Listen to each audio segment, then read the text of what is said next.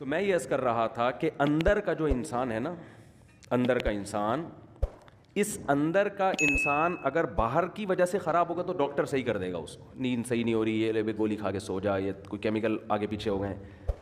لیکن اگر اس کی باہر کی وجہ سے نہیں ہے، یہ اندر ہی کا فالٹ ہے، تو یہ نفسیاتی ڈاکٹروں کا کام نہیں ہے. یہ کس کا کام ہے؟ پیغمبروں کا. اور جو پیغمبروں کے جانے کے بعد جو پیغمبروں کے وارث ہیں، جو پیغمبروں کو فالو کرتے ہیں، وہ صرف علماء ہیں، اس کے علاوہ کوئی بھی نہیں ہے. وہ عالم جو باعمل ہو، وہ عالم جس کے پاس صحیح علم ہو، اس کے علاوہ اندر کے انسان کو ٹھیک کرنا کسی کے بس میں نہیں ہے. اور ایسے عالم جو باعمل بھی ہوں اور علم بھی ہو اور تجربہ بھی ہو، ان کو بزرگ کہا جاتا ہے ہماری اصطلاح میں. سمجھ میں نہیں آتی بات؟ تو ہم یوں بھی کہہ سکتے ہیں کہ اندر کا آدمی بزرگوں کی بغیر ٹھیک نہیں ہو سکتا. ہاں، بزرگ کی پھر دو قسمیں، سچی مچی کے اور جھوٹی موٹی کے. تو وہ تو ہر چیز کی دو قسمیں ہیں. ہر چیز کی کتنی قسمیں ہیں بھائی؟ ہر جگہ ایک نمبر بھی ہوتے ہیں، دو نمبر بھی ہوتے ہیں. بادام خالص بھی ملیں گے، دو نمبر بھی ملیں گے آپ کو. چینی ایک نمبر بھی، اور آپ کہہ سکتے ہیں دو نمبر چینی کہاں سے ہوگی؟ وہ جو پہلے جنرل مشرف کے دور میں یوٹیلیٹی اسٹور سے سستی چینی ملتی تھی، وہ 2 نمبر ملتی تھی، ٹھیک ہے نا. وہ ڈبل ڈلتی تھی، جتنی مہنگی چینی آدھی ڈلتی تھی. تو وہ اس طرح گورنمنٹ نے کھسوٹ دیا لوگوں کو. ارے پتی ایک دفعہ کوئی لے کر آ گیا ہمارے گھر میں، سستی ہے، بہت بہت سستی، آدھے ریٹ پہ. اتنی سستی پتی فلاں جگہ سے مل رہی ہے. تو جو وہ سستی پتی مل رہی ہوتی ہے نا، اس کے 2 چمچے ڈلتے ہیں، اور مہنگی والی کے 1 چمچہ ڈلتا ہے. اور وہ 2 چمچے ڈل کے بھی وہ ذائقہ نہیں آتا اس کا. سمجھ رہے ہو؟ تو یہ گورنمنٹ جب سستائی کرتی ہے نا، تو یہ سیٹنگ ہو جاتی ہے حکومت کی. نہیں آ رہی سمجھ میں؟ تو ہر چیز میں جب 2 چیزیں ہوتی ہیں، 1 نمبر بھی اور موبائل 1 نمبر 2 نمبر ہوتے ہیں کہ نہیں ہوتے؟ تو یہ کہنا کہ سارے بزرگ ہی غلط ہوتے ہیں. اب بعض لوگ کہتے ہیں ان لوگ کے بزرگ غلط ہیں، تو اپنے والے لے آؤ، تمہارے بزرگ مارکیٹ میں ہے ہی نہیں، ٹھیک ہے نا. بھائی آپ لے آؤ نا کوئی بزرگ، تو بزرگوں کے بغیر تو اندر کا آدمی ٹھیک ہوگا نہیں، یہ تو ممکن نہیں ہے. بزرگ کا مطلب یہی ہوتا ہے جس کا علم، تجربہ، تقوی، یہ تینوں چیزیں زیادہ ہوں، اور پیغمبر صلی اللہ علیہ وسلم کو فالو کر رہے ہوں. کیونکہ پیغمبر کی اطاعت کے بغیر آپ اندر کے آدمی کو ٹھیک نہیں کر سکتے. خود نہیں ٹھیک ہو سکتا، دوسروں کو کیسے ٹھیک کرے گا؟ یہ اسلام کا دعویٰ ہے، یہ ہوائی باتیں نہیں ہیں.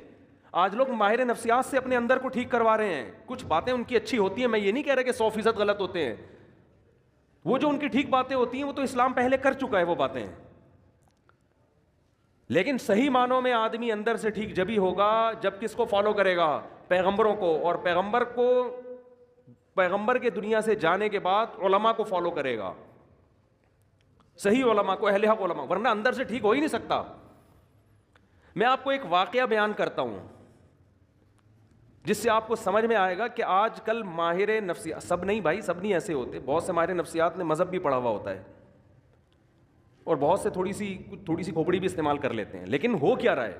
ایک کیس آیا، ایک خاتون گئی ماہر نفسیات کے پاس. انہوں نے بتایا کہ آپ اپنے دل کی بات بتائیں. انہوں نے کہا کہ میرے میاں ایسے، میرے میاں ویسے، میرے میاں یوں، میرے میاں وہ، جو خواتین کے اپنے میاں کی خرابیاں بیان کی. ماہر نفسیات نے کہا کہ آپ گھنٹہ بات سنی تسلی کے ساتھ. بعض لوگ تو سنتے ہی نہیں ہیں بات کو نا، آپ سنو تو صحیح اگلا کیا کہہ رہا ہے. انہوں نے کہا میاں سے علیحدگی لے لو، آپ ٹھیک ہو جاؤ گی. آپ کا فالٹ کیا ہے؟ آپ کا فالٹ کیا ہے؟ میاں. تو میاں سے کیا لے لو؟ علیحدگی لے لو. میاں کے بارے میں سب سے پہلے تو یہ پوچھنا چاہیے کہ آپ کو ان سے چڑ کیوں ہے، اس میں خرابی کیا ہے. سمجھ رہے ہیں؟ میاں سے کے بارے میں پوچھا گیا کیا خرابی ہے؟ نان نفقہ دیتا ہے؟ ہاں جی نان نفقہ بولو دیتا ہے. میاں، جو بھی میاں بیوی کے ازدواجی تعلقات ہوتے ہیں، بعض دفعہ وہ نہیں ہوتے 2-3 سال سے، تو عورت ڈپریشن میں جاتی ہے. وہ ہوتے ہیں؟ ہاں جی وہ بھی بھرپور ہو رہے ہیں. جوائنٹ فیملی میں رکھا ہوا ہے میاں نے، ساس بہو نہیں جی، ساس کا کوئی چکر نہیں ہے، الگ گھر لے کے دیا ہوا ہے. میاں آتے کتنی دفعہ ہے جی، اتنا ٹائم میاں مجھے دیتے ہیں. تو کھوپڑی تھوڑی سی استعمال کرنی چاہیے. یہ سب باتیں جب کر لی ہیں تو اب آپ اس خاتون کو سمجھائیں کہ محترمہ فالٹ میاں میں نہیں ہے، فالٹ کس میں ہے؟ بولو آپ. وہ کہہ رہی ہے اسے طلاق لے کے نا جاب کرو. کیا کرو؟ جاب کرو. آپ ازدواجی زندگی اختیار نہ لے کے چلو. یہ میں زیادہ ڈیٹیل میں نہیں جاؤں گا اس میں نا، کیونکہ پھر بعض لوگ سمجھ جاتے ہیں کس کی بات ہو رہی ہے. میں زیادہ ڈیٹیل میں نہیں جاؤں گا، میں کھل کے بات کر نہیں پا رہا. جزوی واقعات ہوتے ہیں نا لوگوں کے. یہ ایک واقعہ ہوتا نا تو ہم کہتے ہیں کہ یہ جو ہے ماہر نفسیات سے غلطی ہو گئی ہے. یہ بہت زیادہ واقعات ہیں. ہمارے ہاں اکثر ماہر نفسیات مذہب سے بالکل فارغ ہیں. اس خاتون کو یہ حل بتایا جا رہا ہے کہ ڈیورس لو اور جاب کرو.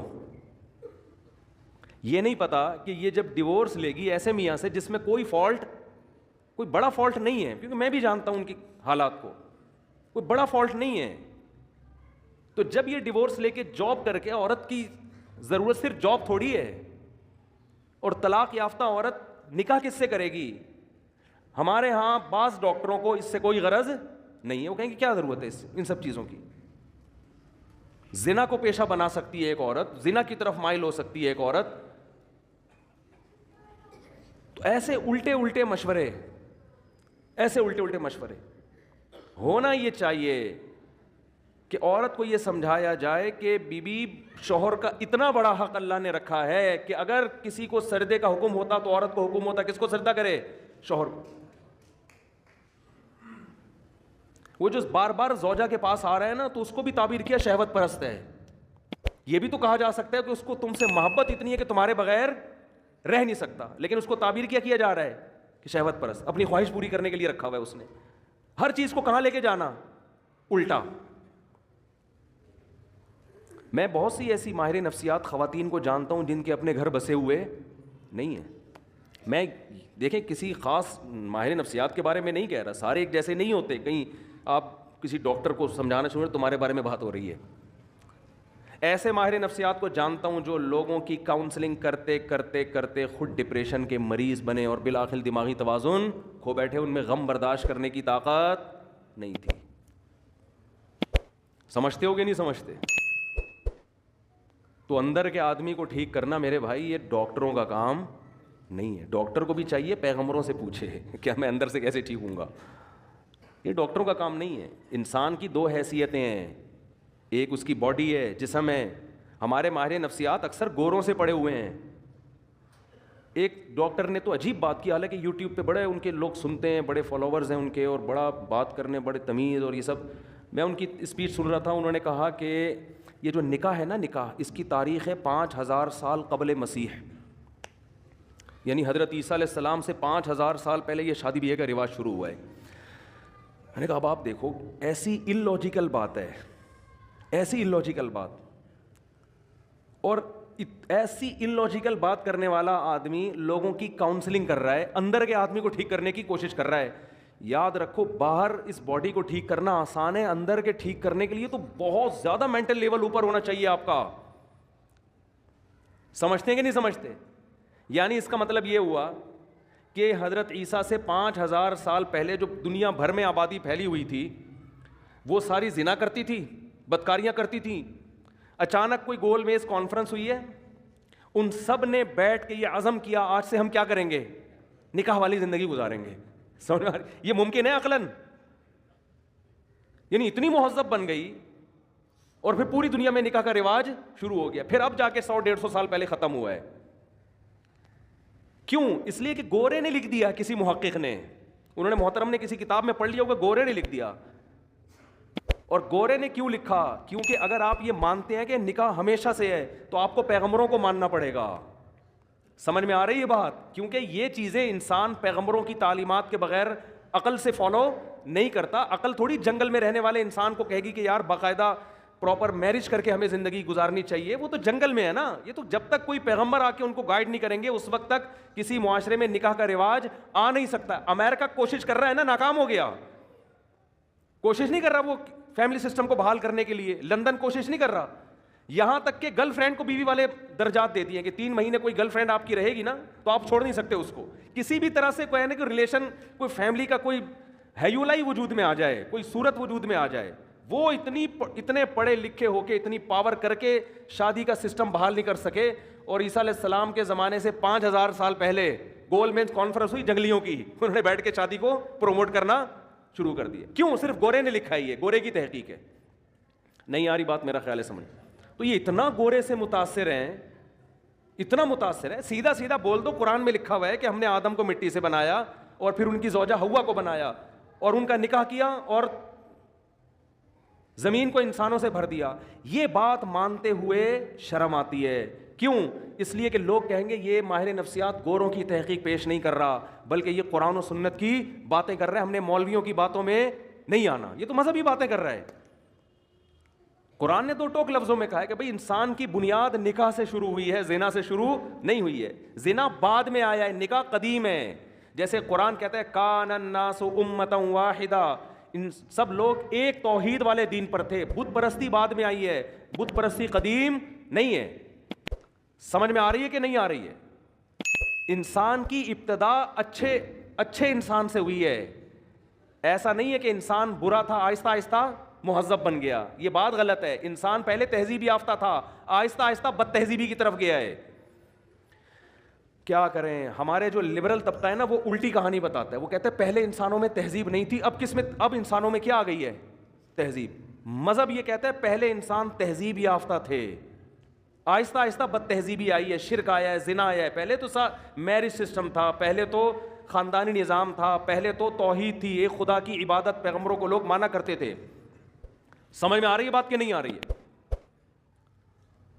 تو اندر کے انسان کو ٹھیک کرنا میرے بھائی کس کا کام ہے؟ یہ پیغمبروں کا کام ہے.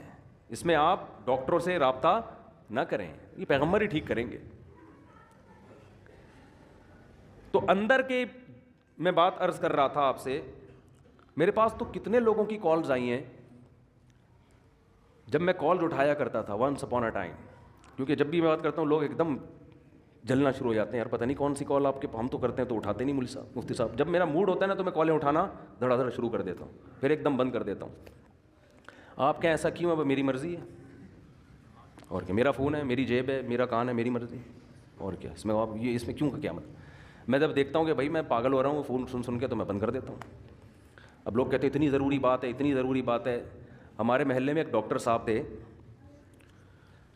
وہ بیچارے ڈاکٹر بن کے ان کا خیال یہ تھا کہ میں لوگوں کا علاج کرتے کرتے خود دنیا سے چلا جاؤں.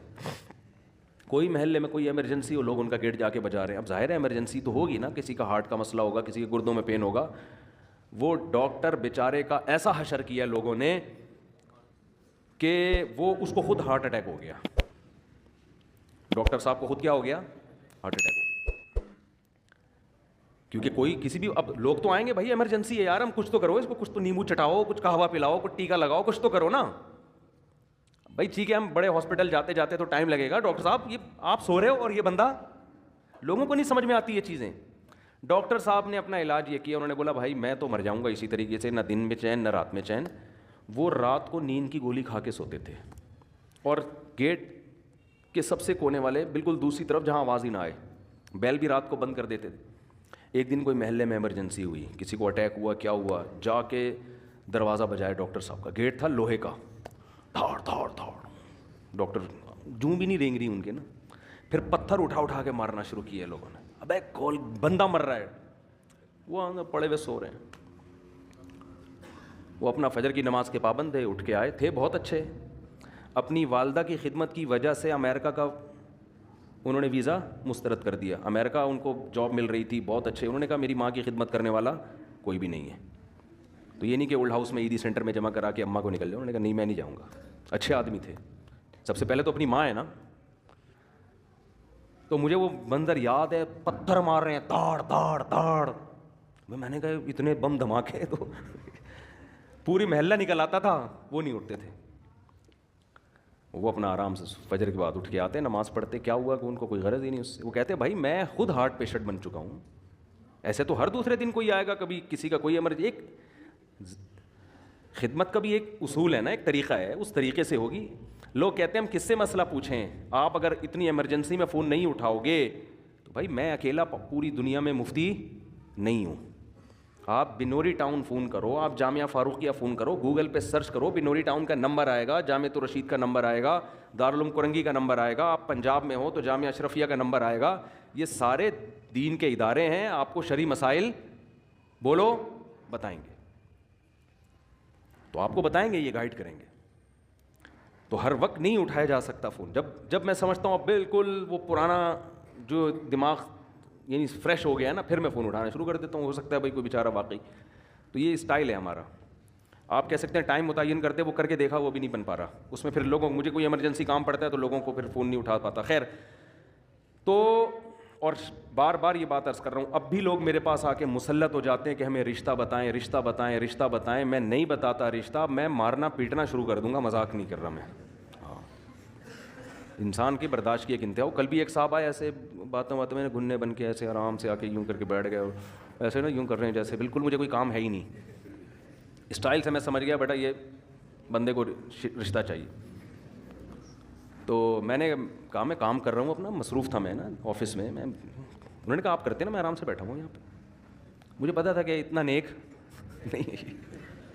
پھر وہی تھوڑی دیر میں رشتے کی بات, وہ اگر میں آپ کے بیان سن کے بہت متاثر ہوا ہوں, اگر کوئی ایک آدھ کہنا یہ چاہ رہے تھے اچھی سی بیوہ مل جائے, میں نے کہا بھائی میں رشتے نہیں کراتا. پھر بھی نہیں کہہ رہے ہیں چلے میں ویسے ہی بیٹھا ہوں, کوئی ہو تو بتائیں. میں نے کہا آپ تشریف لے جائیں, بڑی مہربانی آپ کی. تو خیر, آپ کہہ سکتے ہیں اتنا نیک کام ہے آپ کیوں نہیں کر رہے. بھائی اگر ہمارے پاس اس سے زیادہ اچھے کام کرنے کا موقع نہیں ملے گا تو میں یہ والا کام شروع کر دوں گا. اس سے زیادہ ضروری کام ہے, یہ کام کوئی دوسرا بھی کر سکتا ہے. علامہ شبیر احمد عثمانی رحمہ اللہ نے لکھا ہے کہ اگر کوئی عالم راستے میں سبیل کھول کے بیٹھ جائے پیاسوں کو پانی پلانے کے لیے تو گنہگار ہوگا, ثواب نہیں ملے گا اس کو. اس لیے کہ اس کے لیے عالم بننے کی کیا ضرورت تھی. کبھی کسی ڈاکٹر کو دیکھا کلینک بند کر کے لوگوں کو مٹکے لے کے پانی پلا رہا ہو, آ جا بھائی فری میں شربت پلا رہا ہو. کبھی کسی ڈاکٹر کو دیکھا آپ نے, یا کلینک بند کر کے رشتوں کی دکان کھول کے بیٹھا ہوا ہو. مجھے بتاؤ جینا ہاسپٹل میں کوئی اچھا سرجن ہے, کبھی اس کے پاس گئے کہ حضرت میری کوئی اچھی سی شادی کراتے ہیں؟ وہ کہے گا بھائی تو گردے کٹوانا ہے, تو پتھری نکلوانی ہے, تو میرے پاس آ, یہ کوئی شادی دفتر نظر آ رہا ہے تجھے؟ اب آپ اس کو یہ دلیل دو گے کہ انسانیت کی خدمت نہیں کر رہے آپ. وہ کہے گا میں یہ جو چاپڑ لے کے بیٹھا ہوں یہاں پہ, چھری چاپڑ, یہ کیا کر رہا ہوں میں؟ گوشت کاٹنے کے لیے بیٹھا ہوں یہاں پہ, میں قصائی نظر آ رہا ہوں تجھے؟ میں زیادہ بڑا کام کرنے کے لیے بیٹھا ہوں, لوگوں کے دل کا آپریشن کر رہا ہوں, میں وال سیٹ کر رہا ہوں. تو یہ شادی دفتر بنے میرے بھائی رشتوں کے لیے. آپ کہہ سکتے ہیں پھر شادی کی باتیں کیوں کرتے ہو؟ تو باتیں تو قرآن نے بھی کی ہیں, ترغیب دی ہے.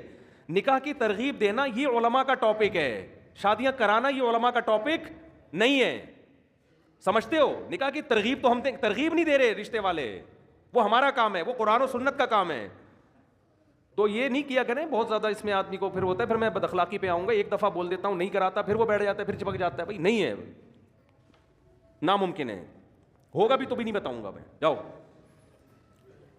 اچھا اتنے تیز ہوتے ہیں, وہ کہہ رہے وہ آپ اس کو بتا رہے تھے نا, اس کو کیا بتا رہے تھے, حالانکہ اس کو بھی میں ٹرخا رہا تھا ٹرخا رہا تھا اس کو بھی میں. ہمارا کام مردوں کو نہلانا ہمارا کام نہیں ہے. دیکھو ہم غسل دینے کا طریقہ بتائیں گے, مردے آپ خود نہلایا کرو اپنے. ایک صاحب مجھے کہنے لگے کہ صاحب اتنا ثواب کا کام ہے, آپ محلے میں جا کے مردے کیوں نہیں نہلاتے؟ کسی کی میت ہوتی ہے, آپ کیوں نہیں جا کے نہلاتے اس کا مردہ؟ اتنا ثواب ہے اس میں. میں نے کہا دیکھو خود نہانا بھی تو ثواب ہے نا. کہتے نہیں لوگوں کو مردوں کو نہلانا آتا نہیں ہے, اس لیے آپ جا کے نہلا دیا کریں, ثواب مل. میں نے کہا لوگوں کو تو خود بھی نہانا نہیں آتا, غسل کے فرائض معلوم نہیں ہے, تو میں جا کے بالٹیاں پانی ڈالوں گا ان کے اوپر, یہ ہے سنت طریقہ. بھائی ہم طریقہ بتائیں گے, چاہے مردے کو نہلانے کا ہو یا خود نہانے کا ہو. نہانا آپ نے خود ہے تو آپ اپنی میت کو خود نہلائیں گے. بیٹا باپ کو نہلائے گا, بھائی بھائی کو نہلائے گا, بیٹی ماں کو نہلائے گی. یہ تو عیدی سینٹر سے بھی یہ کام نہ کروایا کرو, بری حرکت ہے. میت کو عیدی سینٹر بھیج دینا نہلانے کے لیے انتہائی گھٹیا حرکت ہے. تمہارے باپ جس کی موت ہوئی ہے کمبختوں, بہت افسوس ہوتا ہے مجھے کہتے ہوئے, کم از کم آخری خدمت تو خود کر لو اس کی. اتنی نفرت اس کی باڈی سے کہ عیدی سینٹر بھیج دیا جاؤ, بے نہلا کے لے آؤ. کس مذہب نہ ہونا اور یہ پڑھا لکھا طبقہ جو ہمارا جس طرف جا رہا ہے, اللہ کی پناہ ہے, 100 دفعہ اللہ کی پناہ مانگتے ہیں ہم اس کلچر سے. کہ کم از کم یار آخری خدمت بیٹی ماں کی کر لے, اس کو خود نہلا تو دے. ایسا ہوتے ہیں جیسے کوئی تعلق ہی نہیں ہے اس سے. تو یہ کام علماء کا ہے نہیں, میتوں کو نہلانا, میتوں کو کفن دینا. بعض لوگ پروفیشنل بیسس پہ یہ کام کر رہے ہیں, ان سے کروائیں آپ, یا ویسے ہی کوئی فی سبیل اللہ کر رہا ہے تو کرو, میں نہیں کروں گا یہ کام. سمجھتے ہو؟ تو بات کہاں سے کہاں چلی جاتی ہے یار. میں عرض کر رہا تھا بھائی اندر کے آدمی کو ٹھیک کرنا کس کا کام ہے؟ یہ پیغمبروں کا کام ہے.